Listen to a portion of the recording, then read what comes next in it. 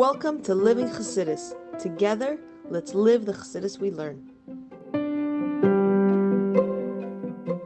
Welcome, everybody, and welcome to the kickoff for our life skill series for Living Chassidus.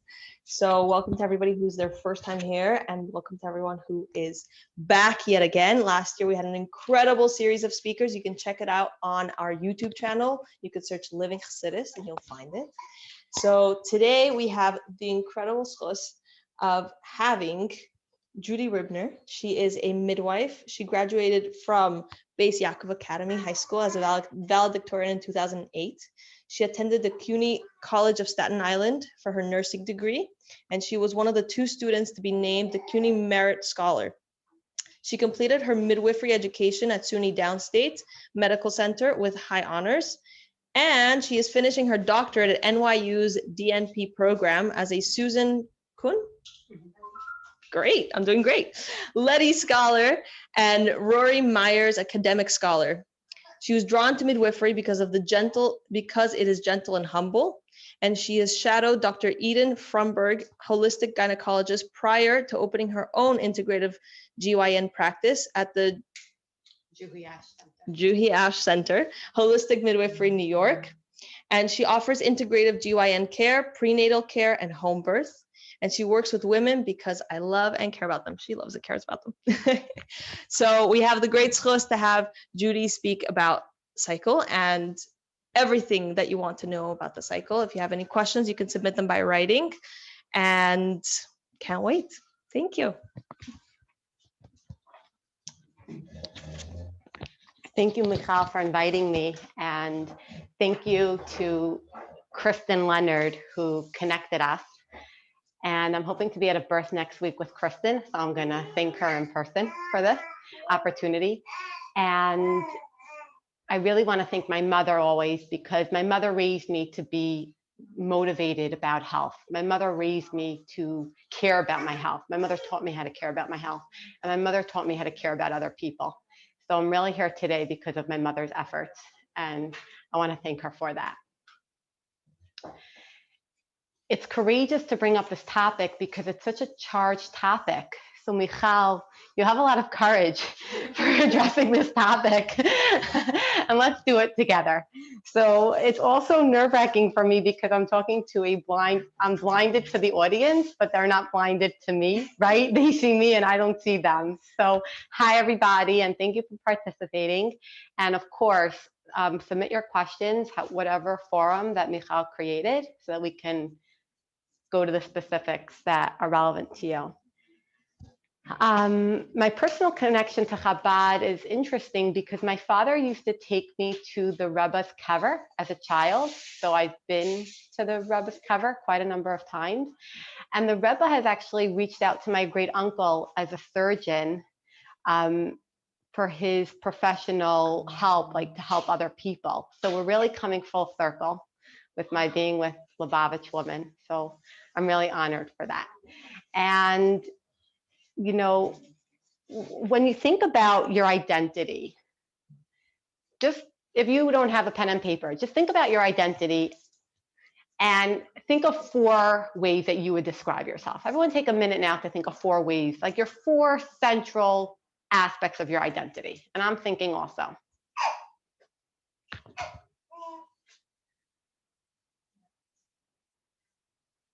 Anybody want to volunteer? You came in late, so we're going to pick on you.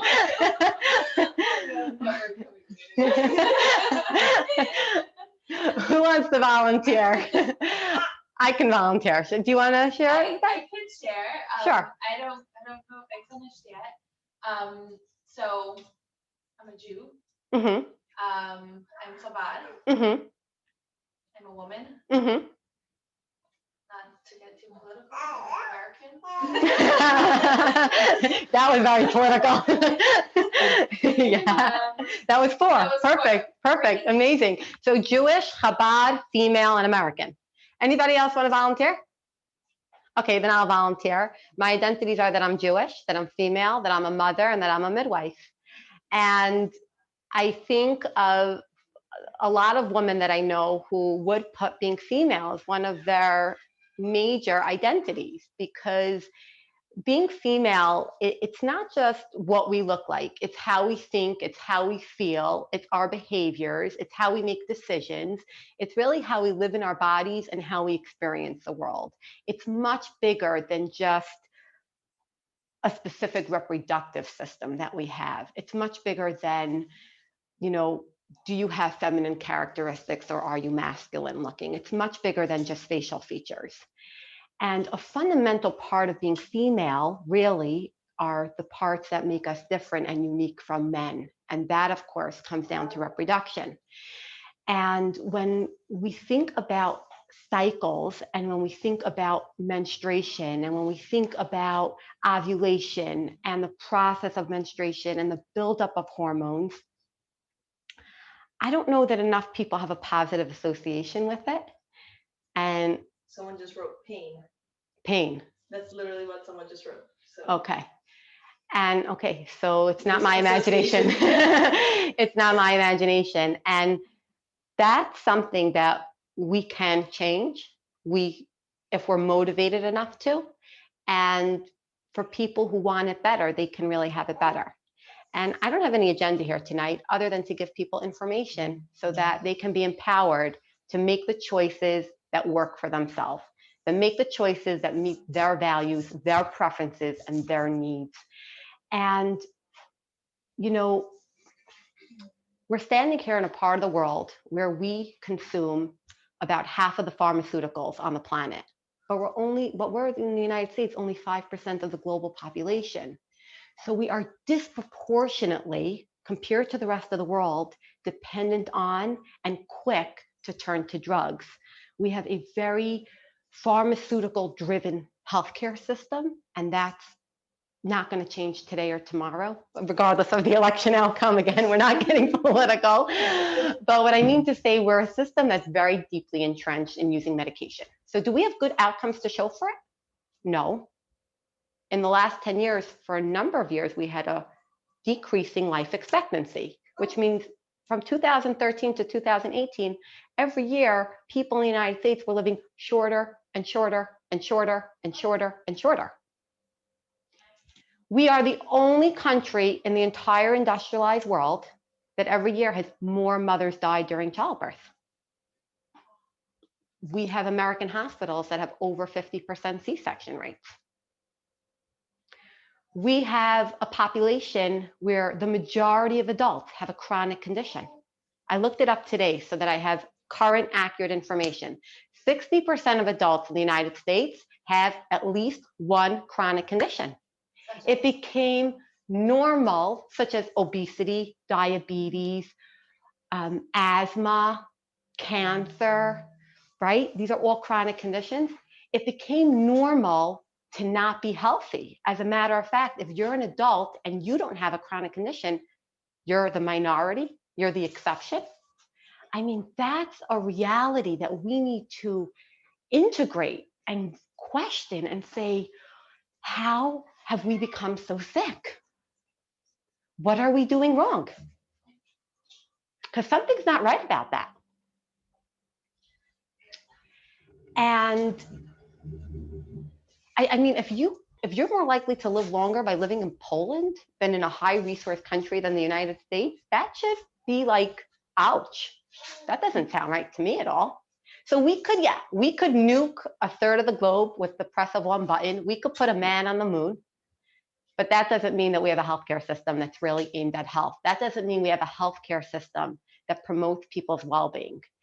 And I'm going to suggest one possibility, and that might sit well with people, it might not. I think that part of our dependency on the pharmaceutical industry is because pharmaceutical industry gives a lot of donations to medical schools, and therefore the training is very much directed in that direction. And then another piece of it is that the average American doctor's office sees about 4 patients an hour. So in 15 minutes, you're going to introduce yourself to the person. The doctor's expected to take a history, do an exam, and then make recommendations. How much time does that leave in 15 minutes to do education about health? How much time does that leave in 15 minutes to talk about lifestyle modifications? How much time in that 15 minutes does you have to go through the person's diet? I'm not a magician. I could never do that, right? So all of these systemic pressures and these systemic factors have led us where we are today. So our discussion today is really going to be about information about health so that we can take responsibility for ourselves and make decisions that are well informed. Okay, so cycles come with a really negative connotation, but if we can leave out any pain, if we can leave out emotional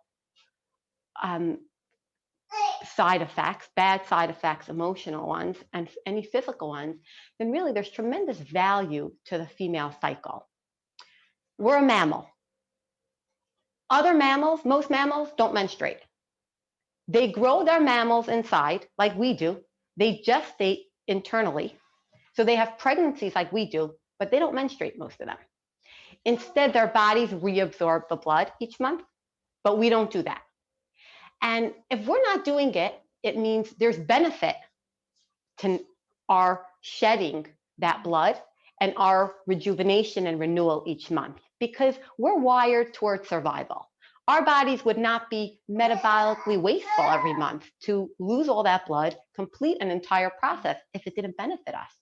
The body is hardwired towards survival, and the body's hardwired toward health. The body wants to live. The body wants to thrive. Now, we can disrupt that and we can make it impossible, or we can impede the body's ability to thrive. But there's an inherent wisdom within the female body that wants health, that wants to procreate, that wants to have a good cycle.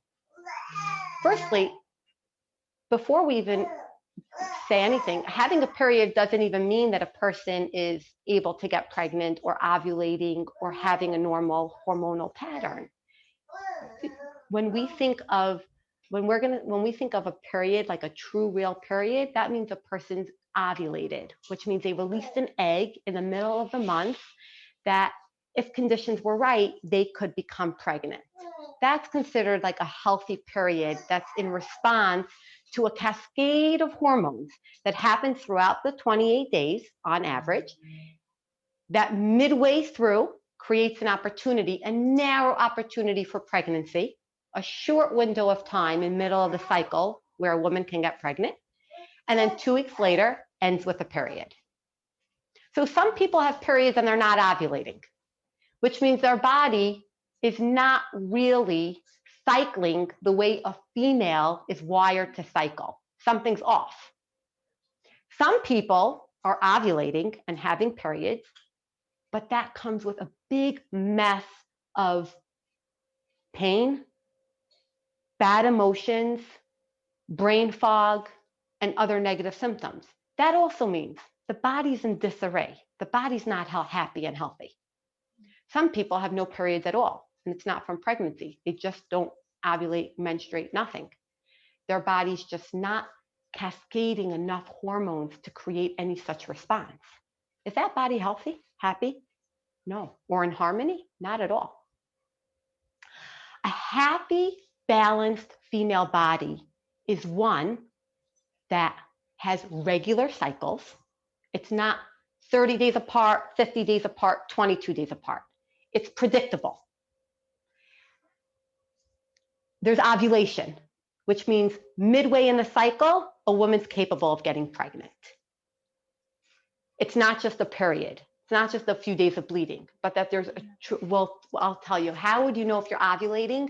You would know if you're ovulating if, when you think you're ovulating, which is about 14 days before your anticipated period, if you take your temperature orally right under the tongue before you get out of bed, assuming you're not somebody who's like on call during the night to nurse a baby, or if you're sleeping through the night properly, if you take your basal body temperature with a thermometer under your tongue before you get out of bed and you have a slight increase in temperature right after you expect to ovulate, and you sustain that slight increase in temperature, that body temperature, then that's an indication that you ovulated.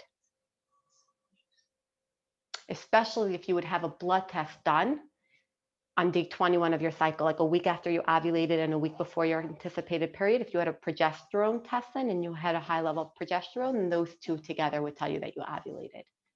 Also during that time of ovulation, besides for the fact that your temperature will go up slightly afterward, you'll also notice mucus that looks like slippery egg whites, and that's also an indication of ovulation because the body produces like a type of discharge that's favorable to pregnancy that would allow sperm to meet the egg, because the body, like we said, is wired toward survival. It's wired toward becoming pregnant. It's wired toward engaging in healthy behaviors. So that would be another symptom.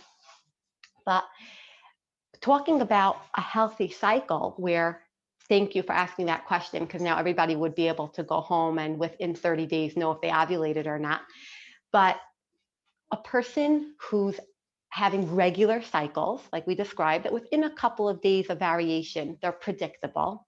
A woman who's ovulating during those cycles, and a woman who doesn't have distressing symptoms. That's the mark of a happy female body. And a healthy period is significant because it's really a mark of the woman's total health. If your body wants to survive, what's the least important thing for it to do?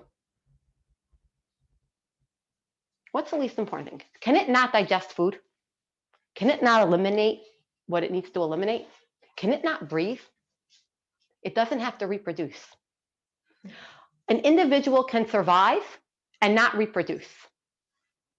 Now, reproduction ensures the survivability of our species, right? So reproduction is important when you look at the species as a whole, but it's not important for the survival of the individual. If I were never to have a baby, does that make me unhealthy?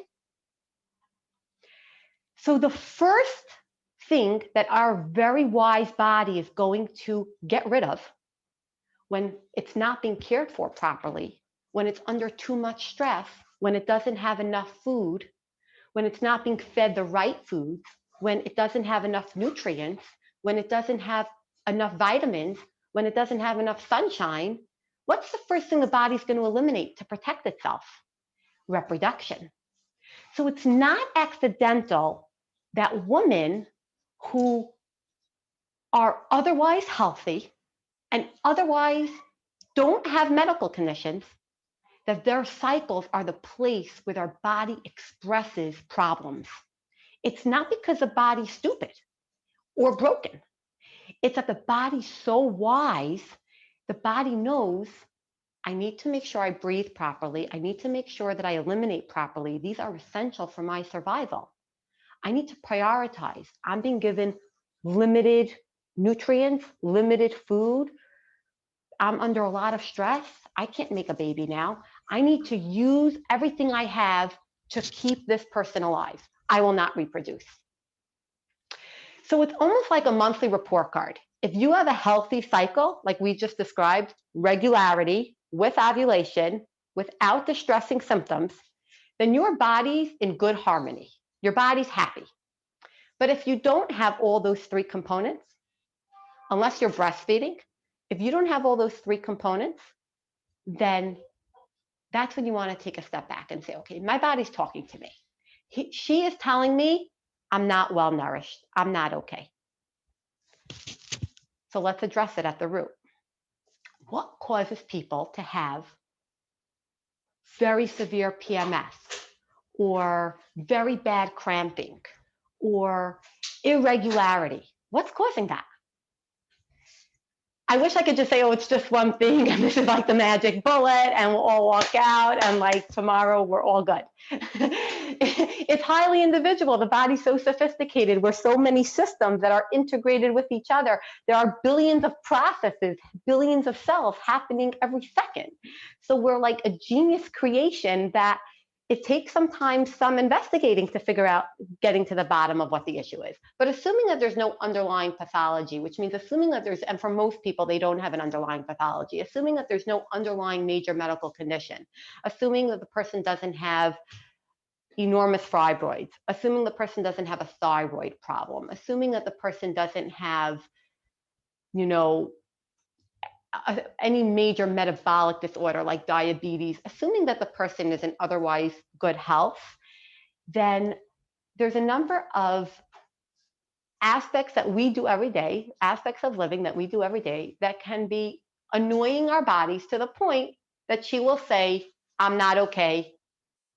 This body has dysbiosis, disbalance, and I'm going to say hi to you every month and remind you of that by having really bad PMS until you take care of me and until you prioritize me.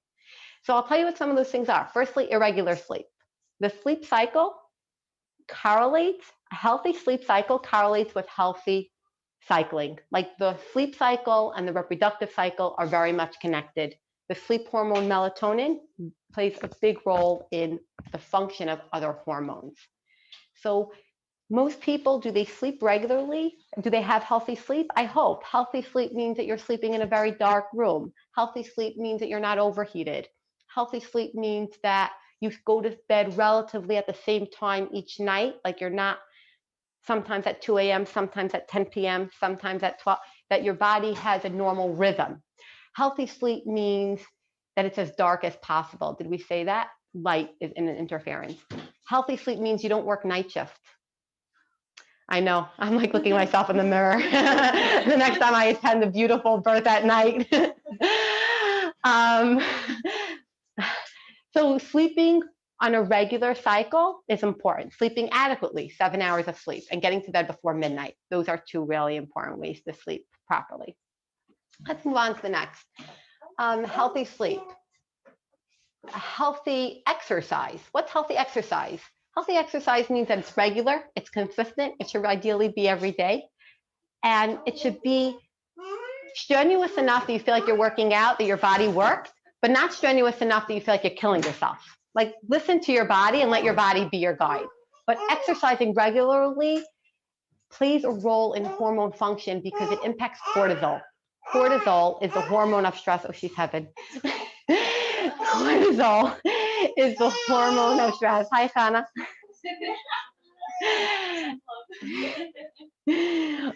Cortisol is the hormone of stress. It's like, I'm scared of dogs, by the way, like really deeply scared of dogs. I don't know why.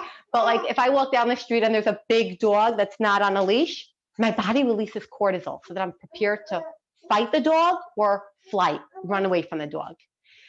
You want your cortisol levels to remain normal because those cortisol levels play a big role in how your reproductive cycle works. So if you're under chronic stress, your body's being pushed hormonally in a way that it will rebel and show it to you in your cycle. If you engage in relaxation, if you lead a lifestyle, and this is easier said than done, where your stress levels are well managed, your body responds positively and favorably with your reproductive cycle. Cortisol can't be underestimated also in how it fluctuates throughout the day. So you wake up with higher levels of cortisol. If you skip breakfast, you're pushing your body, you're straining the stress system on your body. You wake up, you eat a good meal, like a protein meal that stabilizes your blood sugar, you stabilize your cortisol levels. You have conditions that are beyond your control that are deeply stressful. So you deep breathe, you meditate, you do yoga, you go for a massage, you talk to a friend, you do what it takes for you to relax. And for every person, it means something different. But that relaxation, you'll get the dividends of that investment with your cycle. And of course, to reduce cortisol levels has benefits across the body beyond reproduction, but certainly cortisol plays a huge role in the reproductive cycle. So we talked about sleep, we talked about exercise, we talked about stress reduction. Let's talk about a good microbiome. That's like the crux of every health discussion. The microbiome are the billions of bacteria that colonize in your gut. They colonize in the vaginal canal. They colonize on your skin. They colonize almost everywhere in your body. But the gut has an enormous microbiome. And those billions of bacteria are the intelligence of your body. They colonize. colonize. Yeah, they grow and they live there and they hang out there and they protect you from illness. They control in many ways your immune system. They help you digest your food. They help you metabolize hormones. They help you produce hormones properly. Those billions of bacteria in your gut, they communicate with your brain, so they affect how you think, if you can remember well. They affect how you are socially. They affect your mood. Those billions of bacteria in the gut, referred to as a microbiome, if I had to pick one issue that's not given enough attention to, that's not given enough value to, it's that issue in this part of the world, microbiome. And the research on it is still in its infancy. We don't even understand the full consequences of a healthy microbiome, how that helps a person. Now, I was even reading that Parkinson's disease, they believe, is correlated with a certain abnormality in the microbiome, a certain good bacteria species that's missing that impacts a person's brain function. But certainly when it comes to hormonal health, the microbiome is sacred because of its role that it plays in the immune system, how healthy you are, and your hormones. So if a person takes antibiotics, it's very rare, by the way, that a healthy person should truly need antibiotics, very rare. If a person takes, and the CDC says that the misuse of antibiotics in hospitals now is at 50%. And I think that I think that that's being nice. What I've observed was higher, but I guess it varies by hospital. New York is particularly interventive compared to hospitals in the West. And I think that that number might be higher when it comes to private practices because there's less regulation. And it comes back to those 15 minutes you have with a patient. How much time do you have? How quick is it to write out a prescription for antibiotic? Very quick. How much time do you have to talk about the risks of antibiotic? Right? You don't really have that. It's harder to have that discussion. But the reason that people who take antibiotics, they end up saying that they feel more susceptible to getting sick again, it's not their imagination. They didn't grow monsters in their head. The antibiotic is an assault against the good bacteria in their microbiome. And because of that, until their body can rejuvenate itself and repair itself, the body is more susceptible to illness. It doesn't have those bacteria it needs for its immune system. It doesn't have those bacteria it needs for hormone. That's why people who are on hormonal contraception are told that if you take antibiotic, your contraception is less effective. That's real. It's because those good bacteria in your gut you should protect that like anything you can. And how do you have a good microbiome? The first step is if you were born vaginally, that is a huge step toward having good microbiome because the baby's gut is sterile in utero. So as it gets born, it swallows the mother's vaginal bacteria, and that becomes the seeds and the foundation of the baby's microbiome. Being breastfed cultivates good bacteria. Not being given antibiotic. Eating healthy foods. Let's talk about healthy foods. Foods feed good bacteria in the gut. So healthy food that's diversified, that you eat different kinds of healthy foods, generates different kinds of healthy bacteria in the gut. And you will reap those benefits each month. You will reap those benefits when you try to digest food. Your whole system is more efficient. You will reap those benefits that you're not sick that frequently. You will reap those benefits because cognitively, the functioning of your memory, the functioning of your learning ability will improve. What you put in your body has a tremendous amount of power to improve the quality of your life. I like ice cream, by the way. I like chocolate. These foods taste good. But when you think about the bigger picture and the impact of what you eat on the rest of your functioning, it should sway our decision-making favorably toward healthy food. Let's talk about healthy food. Firstly, dairy is an inflammatory food. So that's like an American belief that we've been indoctrinated with, that milk is a great source of calcium. It's not. That's not the source of calcium that we should be turning to because we are calves, right? Like Each species is meant to drink the milk that's specific to their species. We're the only mammal that drinks another species' milk. Goats don't drink from sheep. Sheep don't drink from cows, and cows don't drink from goats, right? We're meant to just drink human milk when we were in infancy, and after that, goat milk or sheep milk. Sheep milk is a much better alternative to cow's milk. Cow's milk is inflammatory. It causes inflammation in the body. And when you think about cow's milk, it also creates microscopic holes in the gut that allow fecal matter, like feces, undigested, like digested food that the body wants to eliminate. It allows it to escape into the bloodstream of the body. And that's how it causes inflammation all over. It triggers an immune response. So even if you're not officially allergic to milk, it is one of the biggest allergens globally. But even if you're not allergic to milk, even if you don't have an acute reaction, which means you drink it and within a certain number of days you're itchy or you can't breathe, even if you don't have any specific reaction that's immediate, you can have a food sensitivity to it, which means you have a very low-grade immune response. It causes low-grade inflammation in your body, and that inflammation upsets your period. So that inflammation can cause PMS.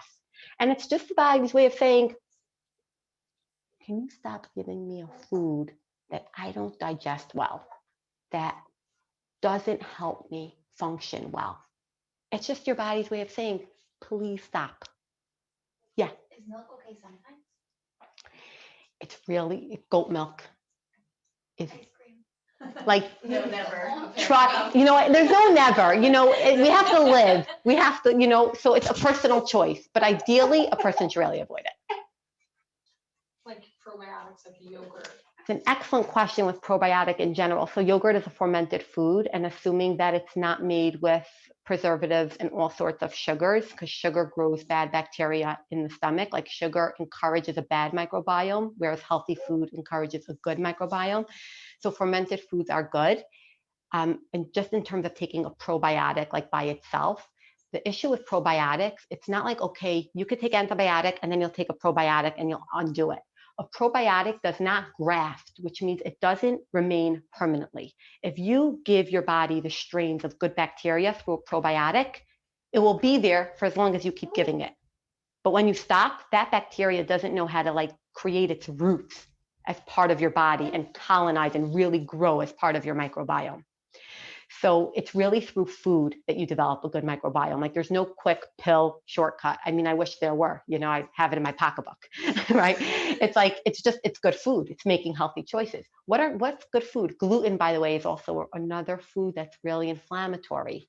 A lot of people who are not officially celiac disease or don't have official gluten intolerance, they can also have what we just described. If there's an inflammatory protein in gluten that creates inflammation, they can have a very low-grade sensitivity to it that manifests itself as PMS, as no ovulation, as irregular cycles. It can just be gluten. Like if a person had to make 2 changes today with their diet, it would be to eliminate sugar, dairy, and gluten and eat more vegetables. That would just be like off the bat. Easy, very easy, right? It's like just eliminate sugar, gluten, and dairy. But that can be a goal for a person who's really about to embark and take responsibility and say, I'm embarking on a journey now to restore my body. That would be a great place to start. What was the conclusion about yogurt?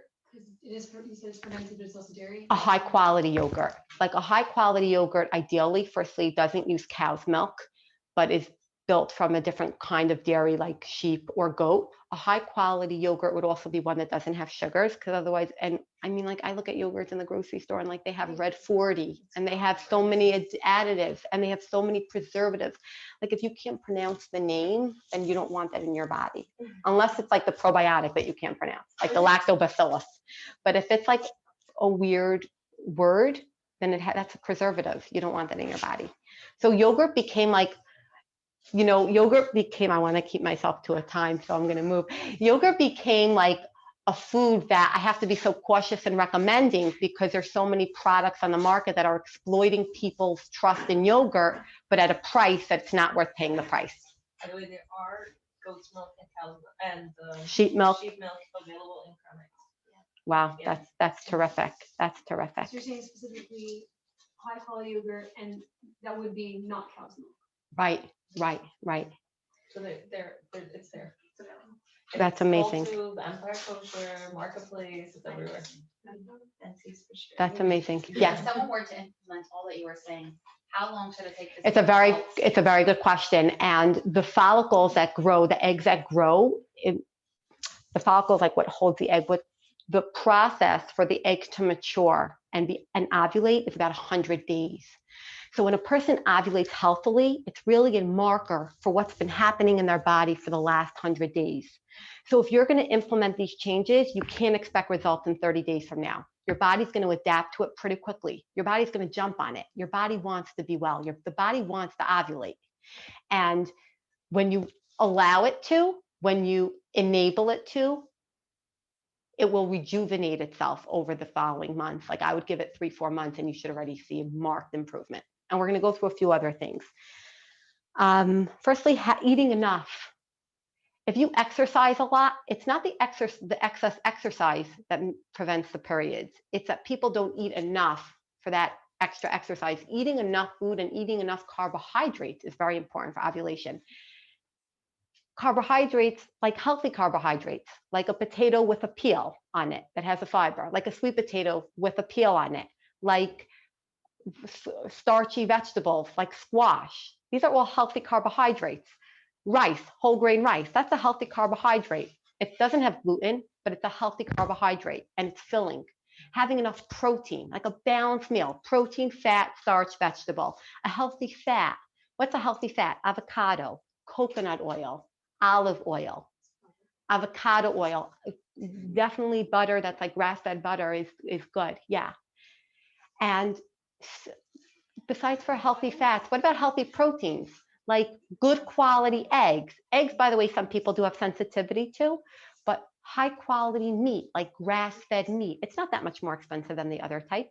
Grass-fed meat means that they were conscious with what they fed the meat, the animals, so that the animal body isn't loaded with all sorts of things that you don't want in your body. So grass-fed meat is a high quality form of meat. Lamb? Yes, lamb is, because lamb is not heavily commercialized. So it's a good quality meat. Duck is a good, very good alternative to chicken. Chicken is very heavily commercialized. They feed the chickens a lot of soy.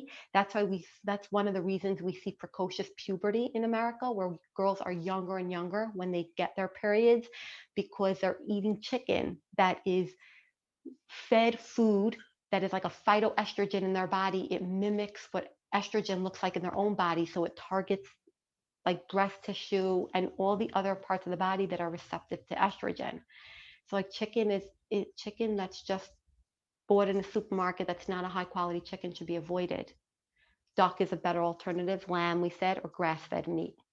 And by the way, red meat has a lot of the necessary nutrients for hormone production, like vitamin B6, vitamin B12.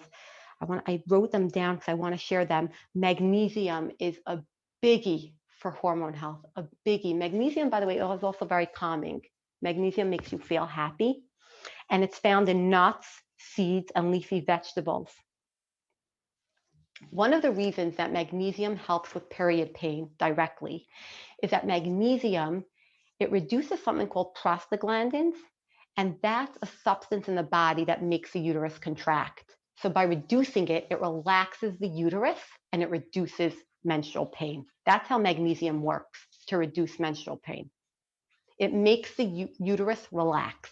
It's a muscle, the uterus, and instead of contracting, which is what a cramp essentially is, it's a uterine contraction. Instead, magnesium helps the uterus relax. That's how it reduces it. And that's in nuts, it's in seeds, it's in leafy vegetables. All of these vitamins that I'm going to mention, magnesium, B6, B12, vitamin D, zinc, selenium, you could supplement on all of these. But the best way to get vitamins that the body can really utilize is through food. That's how the body was designed to be nourished. That's how the body was designed to benefit from these tiny nutrients. Healthy sunshine. Can't overstate the importance of healthy sunshine in reproductive health, in mood health.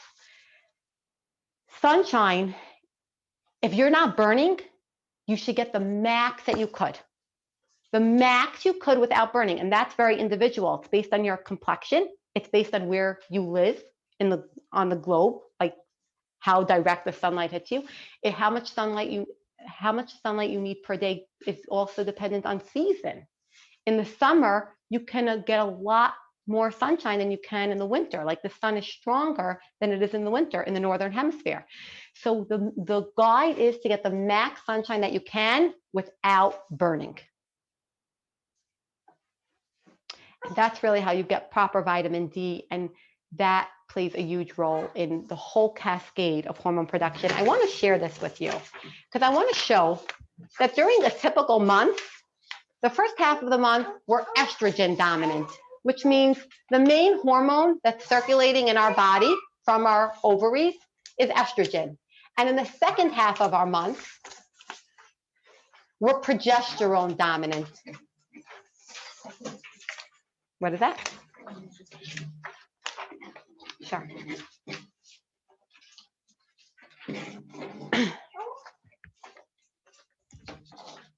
Is everybody looking on with me at the bottommost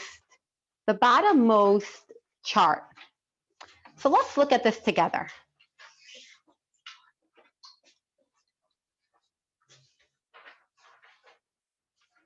The bottommost chart is telling us day of menstrual cycle. That day 14, that's ovulation. That's the time that a person could get pregnant. Day 0, let's start with day 1. Day 1 is the first day of the woman's period. 2 weeks later, on a 28-day cycle, she could get pregnant.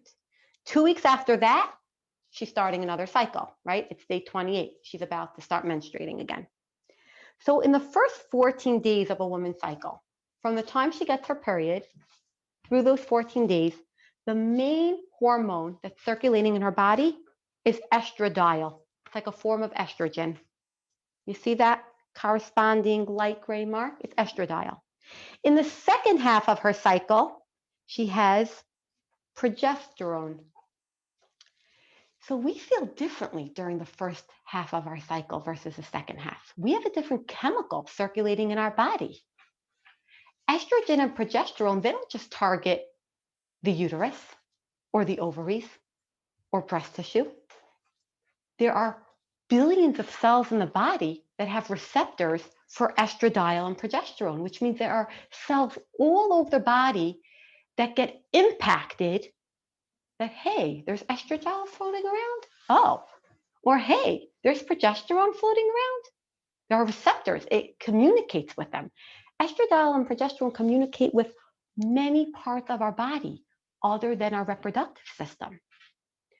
So it's not accidental that people during the first half of their menstrual cycle from day 0 to 14, and especially right before ovulation, before they're capable, right when they're capable of getting pregnant, you see how there's a big surge in estrogen? That big surge in estrogen affects what people feel like. So if you count if you're on a 28-day cycle, which is about the American average, if you count 13 days from the first day of your period, that's when your estradiol is at its peak. That's when you have the highest level of estradiol in your body. You feel happy that day. You feel creative that day. You feel like putting on makeup that day. You feel like going out shopping that day. You feel like exercising that day. Libido is up. A person's sex drive is up. But that doesn't mean, that's not only relevant for people who are in sexually active relationships. A person's sex drive is the motivational pathway for many other behaviors, like wanting to get dressed in the morning, like wanting to look good, wanting to go shopping, being creative, being personable. So whether or not a person's in a sexually active relationship is inconsequential to this part of the discussion. Our behaviors are going to reflect that increase that like buzz that we get. And the body's very smart. Why does the body make a person interested then in being attractive, in being sexual? Why does a person have that perk right before ovulation? Because a body, like we said, is inherently wise. It's inherently wired to survival. If people had no drive the day that they could get pregnant, would they be getting pregnant? People need to want to engage in relations for it to ever happen. So at the time that the body's capable of reproducing, the day before, just around ovulation, that's when the body feels that, that umph, that boost and interest. So having a healthy cycle is much more than just reducing PMS, reducing pain, being capable of getting pregnant. Having a healthy cycle regulates healthy emotions throughout the entire month, way beyond just the first few days before a period. We want to live with that boost. We want to be people who are excitable and stimulated and interested in the world. We want that engagement. And that's estradiol speaking in your body. That's the influence of estrogen. Healthy estrogen metabolism. You want estrogen to be metabolized healthily in your body, that you don't have too much, you don't have too little. Help your microbiome. Those bacteria in your gut escort out of your body estrogen that your body doesn't need. If you have healthy bacteria in your gut because you eat healthy, you reduce stress, you don't take antibiotic, your body will be able to release and eliminate the excess estrogen it doesn't want. An unhealthy microbiome reabsorbs that estrogen. That itself can cause PMS. That itself can cause heavy periods. Your body has an abnormal amount of estradiol it wasn't meant to have. It wants to escort it out of the body. It needs healthy bacteria to do so. It needs healthy bacteria to do so, and you can control that. Let's talk about progesterone. By the way, this is fascinating. I was just reading research about this, but it almost like gives me chills because, you know, it's scary to think how much we're impacted by the chemical signals of these different hormones in our body that switch on and off billions of cells across our entire organism. It's fascinating that there was research that was done that demonstrated that people, when they're ovulating, are attracted to men who have more masculine features. But people, and this is the rationale why, and people, women, during the second half of their cycle, when they're predominantly progesterone, and that's their talking hormone, they're attracted to men who are like financially stable and caring and loving. And why is that? The body is so wired towards survival that when it's capable of getting pregnant, it says, I want to mate with somebody who has good genes, like somebody who has a good jaw, looks masculine, and is attractive that way. But afterward, when the body's predominantly progesterone and the body thinks it might have gotten pregnant, and that's why it's holding on to the uterine lining, it's like preparing itself for pregnancy, the second half of the month, then the body says, 1 minute, if I'm growing a baby, I need a guy who's financially stable, who's caring, and who would make a good long-term partner to raise this baby. And I found it so fascinating that women's attractions were able to be predicted based on where they were chemically, where they were hormonally in their cycle.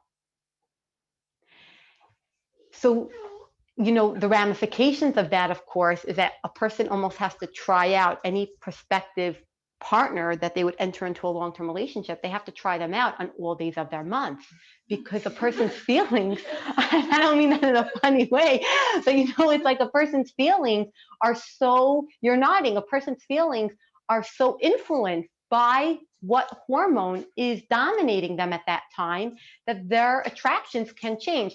And I mean, just from a practical place, the amount of time isn't so long. We're not like saying like you have to try them out with like a year's worth of hormones, and I'm not like a relationship expert at all. So I'm not coming from a perspective of how much time people need to spend together or the emotional component. Just from a purely physiologic standpoint, there's real benefit to that. So what's your body doing during the second half of the month? It thinks it might be pregnant and it's preparing for that eventuality. So your body, okay, day 14, I know I could have gotten pregnant, the body knows. So, let me prepare myself for this pregnancy. I'm going to produce a hormone that sustains pregnancy, which is progesterone, so that in the event that I did get pregnant, I can sustain it. I can grow this baby. So progesterone is the hormone of pregnancy, and progesterone makes us feel calm. Progesterone builds healthy muscles. Progesterone helps your metabolism so that when you eat, you could actually break it down and digest it and not just let it be glued to you. Progesterone enhances your sleep. Progesterone enhances your mood. So to be able to build progesterone healthily, properly, and sufficiently each month is also going to impact you on so many levels beyond your ability to sustain a pregnancy, beyond your ability to not be spotting for many days before the period starts. That's typically a sign of progesterone levels that could benefit from being boosted. Progesterone almost works like the counterforce of estrogen. Like estrogen builds up your uterus lining and progesterone makes sure it doesn't build up too much. So you really want to have a very good ratio and a very good balance of estrogen and progesterone because they're like meant to be partners. They work differently. Like they have opposite effects and they're meant to blunt the impact of each other. They're meant to work in harmony. Okay, so let's talk for a minute. By the way, if it's just interesting to look at for you, if you see what your uterus looks like during these hormone levels, that first day of the cycle, not surprisingly, you see how the uterus is thick, the lining is thick, because that's before it got shed. And then by day 0, the uterine lining is very thick. And then it's very thin a week later because it completely shed during that week-long period. And then gradually throughout the month, it thickens and thickens, assuming you have healthy hormone production to stimulate it to thicken. But assuming you have that healthy hormone production, you're then back to a thickened uterine lining that will shed once again. Okay.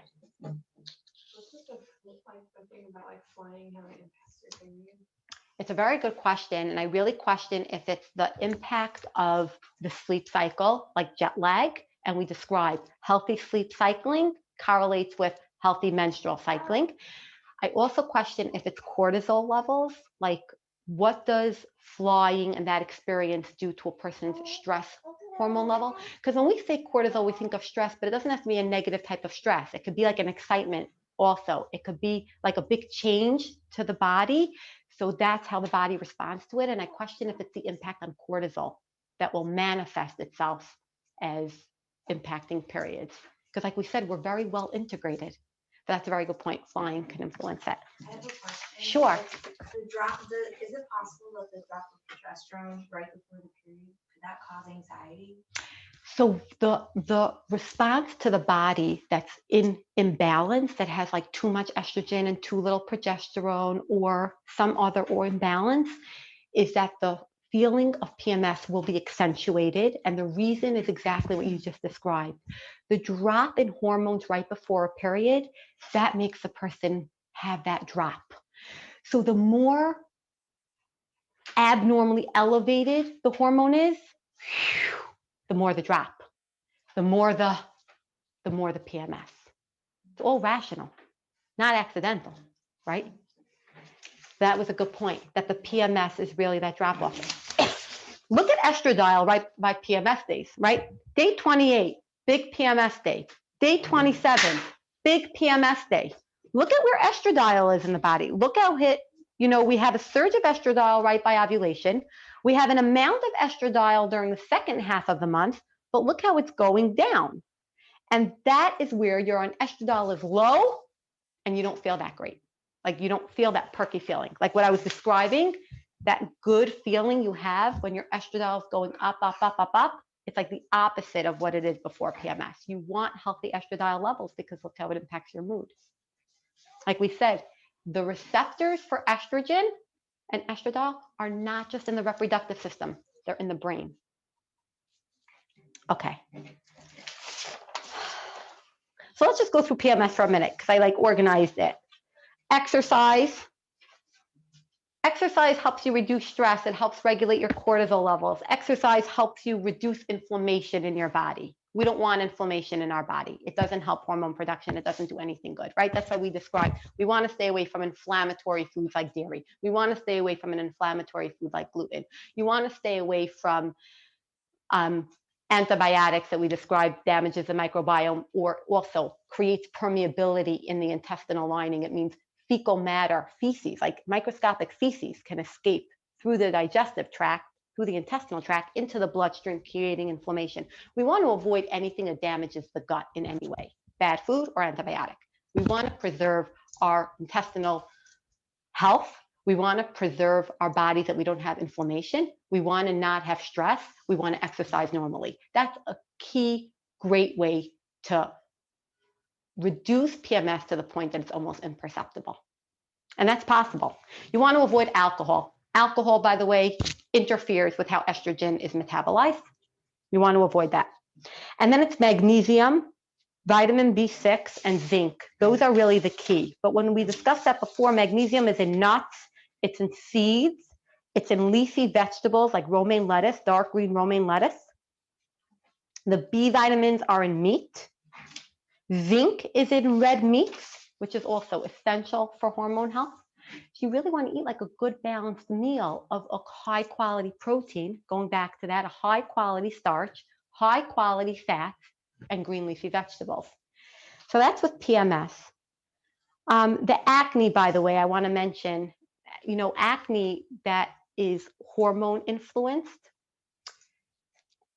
Our hormones affect how we produce oil in these glands. So that's why you see it manifest as acne, but really causes for acne are really inflammation in the body and insulin resistance, meaning too much sugar or lack of exercise. And when you think of the role that reducing inflammation and reducing insulin resistance, like eating properly, that itself can improve the acne that people are experiencing hormonally. It's not just like, well, the hormones completely control it. We control our hormones. So ultimately, we control our acne. By the way, progesterone, that second half of the month, is really good for hair. It makes healthy hair. You should just know that. Like when you have good levels of progesterone, you have healthy, good looking hair. That's a sign of it. My sister's hair goes in straight when she's pregnant. Really? And usually it's like super curly. So isn't that fascinating that her progesterone she's able to see such obvious changes to her hair growth? So yeah. So progesterone is real. It affects us on so many levels. Like you really want healthy progesterone way beyond reasons of pregnancy. You really want it for metabolism. You want it for your muscles. You want it for bone health. You want it, of course, for reproductive health. You want it, of course, for bleeding the right amount. The right amount of bleeding is anywhere from 25 milliliters to 80 milliliters, by the way. The average American woman loses 50 milliliters of blood. So it really depends on what the person's wearing. Like if they're wearing something that's super absorbent or something that's lighter. And then you can look up based on what the person's wearing to absorb it, how much it holds, and make that assessment. When it comes to milliliters, I believe 15 milliliters is 1 tablespoon. So if the average person is losing about 3 tablespoons of blood a month, a little more than that, over the course of those days. 25 to 80 is considered normal. Yes. Someone just sent a question. She wants to know if someone has fertility issues like PCOS or doesn't ovulate, is there some way to solve it naturally, or it's really an imbalance that needs medical intervention? PCOS is something called is given by a diagnosis of exclusion, which means PCOS is given to people because they didn't meet the diagnostic criteria of other conditions, but they're not ovulating, so we're going to call them PCOS. But PCOS really has very specific criteria, and it needs to be diagnosed correctly, because I think that there's a widespread overdiagnosis of PCOS. PCOS also has a number of different causes. It can be caused by inflammation, and reducing inflammation in the body exactly the way we described, dietarily, primarily, exercise, and what we just described will help inflammatory induced PCOS. Most PCOSs are a result of insulin resistant PCOS, which means the body has too much of the hormone insulin. And that hormone interferes with their ability to ovulate. Because what we're describing is that hormones all talk to each other. And a person who has insulin resistant PCOS benefits tremendously from dietary changes. That can be the make or break it for them. Putting somebody on the pill for PCOS, if you think about it, is that solving their problem? The pill is going to shut down all their hormones. The pill is going to make it they don't ovulate. So if a person has PCOS and they're not ovulating, is giving them a pill that's going to shut down all their hormones a solution just because every 28 days they'll bleed?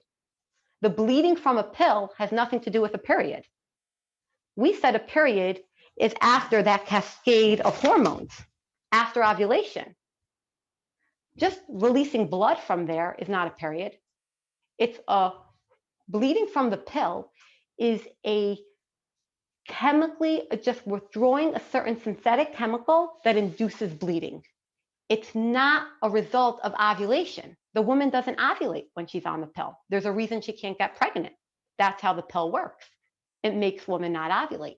It shuts down the cascade of normal female functioning. So for a woman in the United States system, we treat PCOS with the pill. But how can we call it a treatment if the person's not ovulating? As a matter of fact, the pill can even exacerbate PCOS because the pill, firstly, interferes with a person's ability to metabolize sugar. So they can make an insulin-resistant person have even worse insulin resistance. So it can worsen the cause of the PCOS in the first place. The pill also will alter the person's microbiome. The pill will alter a person's immune functioning. So if they have inflammatory induced PCOS, it will cause more inflammation in their body. The pill, and like we said, the pill's periods aren't really periods because you can arbitrarily decide how often you want to bleed. Do you want to bleed every month? Do you want to bleed every 80 days? There are pills that go by different packages that let you pick whenever you want to bleed. And that bleeding is truly necessary on the pill because otherwise the body would rebel and have breakthrough bleeding. It needs to release itself. The body needs to release the lining every certain number of days, but you can pick when you want to do it. It has nothing to do with a period. It has nothing to do with a cascade of hormones. So the pill is essentially a shutdown of female hormones. When the pill was first introduced, people didn't have really other options to preventing pregnancy. So to get women to be able to go to the workforce, which is what the pill accomplished, like when the pill was legalized, it enabled women to join the workforce. It enabled women to get college degrees because it freed them of the consequences of having a sexual relationship, right?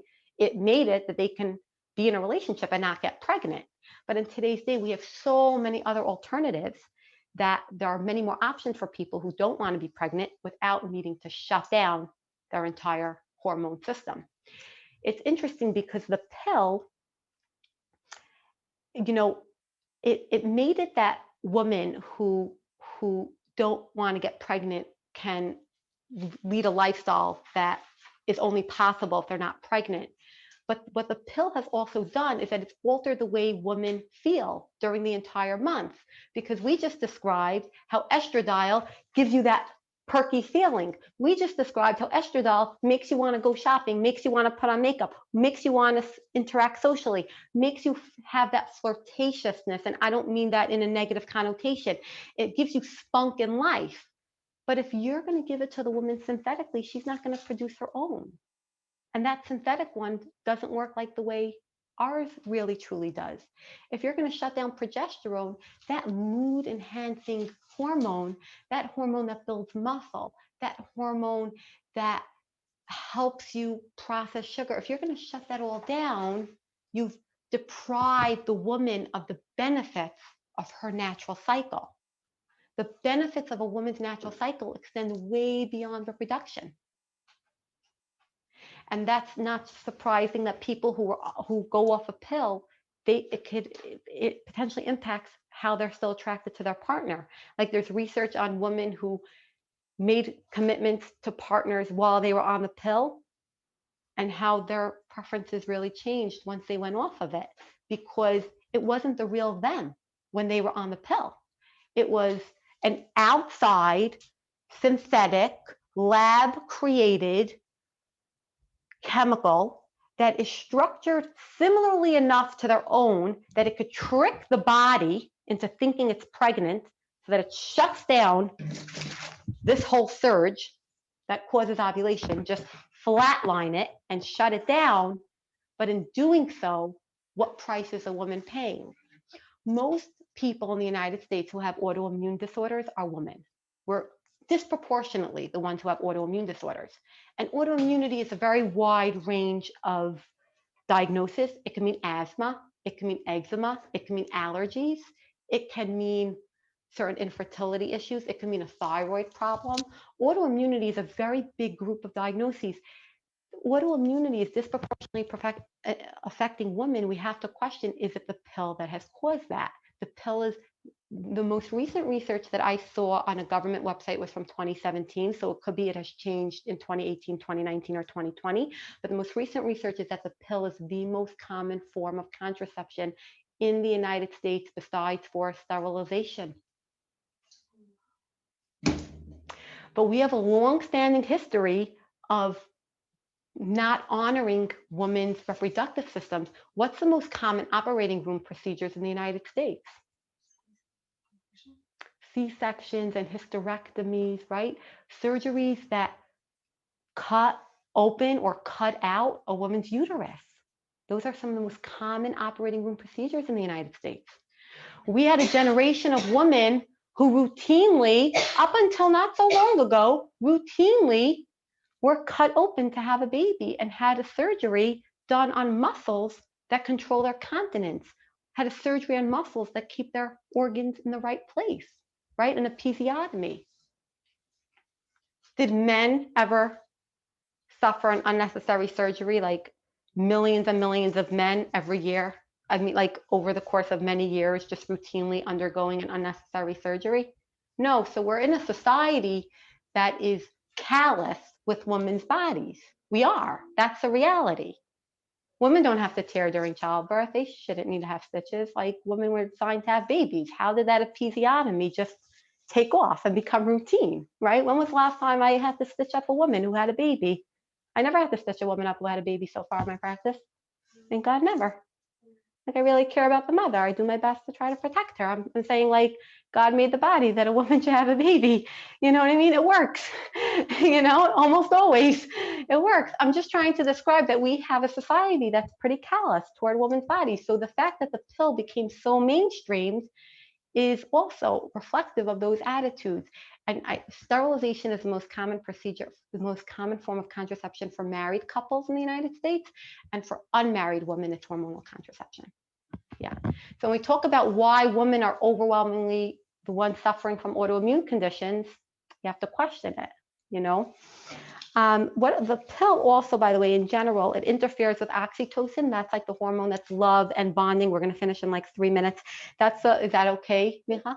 That's the hormone of love and bonding. So that's also why people who are on the pill can feel attracted differently and bond differently than when a woman's in her true, natural, powerful state. That's another one of the reasons. I wish I can say that, you know, I wish that there was an awareness. We're in a society that has a very big value to regulating a woman's cycles before getting married. And people have therefore turned to the pill as a solution to that. And I wish that there was an awareness that people understood there's no way to predict how you're going to metabolize the pill. There are people who do have very bad symptoms right away. There are people who feel good on it. There's no way to know how you're going to metabolize it. But to shut down a woman's entire ability to conceive a baby and then value so much that she should be able to have a baby, to me, is that concern of, will she be able to metabolize and eliminate the pill to the fullest extent that she needs to conceive a baby healthily afterward? And the quickness which we turn to, oh, we want to get regulated for our wedding date. Firstly, you might be spotting from the pill really badly because it takes some women a number of months till they adapt to those synthetic hormones. So it's not even a guarantee by any stretch of the imagination. But to think that there are people who will value their fertility so much afterward, who are shutting it down completely, will their body eliminate that drug very quickly and efficiently? I don't know. Will they have twins from it afterward? I don't know. We know that that's correlated, people who are on the pill to having twins. Will their body have an ectopic pregnancy from it? We don't know. Is that common? No, but we don't know, which means like a pregnancy that grows outside the uterus. We don't know what that impact of that pill can be on that woman's body. So to make a decision fully informed of the potential consequences is really important. And then it's a very personal choice. Everybody has a different orientation toward shutting down their entire reproductive system. Everyone has a different orientation toward relying on a pharmaceutical product. That's a very personal choice. But what I just mean to communicate is that I wish that that choice can be made with the mindfulness of what the potential consequences are. I don't know what percentage of women who struggle with infertility is a consequence of their taking a pill. Nobody can ever know that. No one can give you that answer. So I want to just wrap up to say that when your body is happy, your monthly report card is a happy, healthy cycle and feeling good throughout the month. And your lifestyle choices and your dietary choices can really impact it.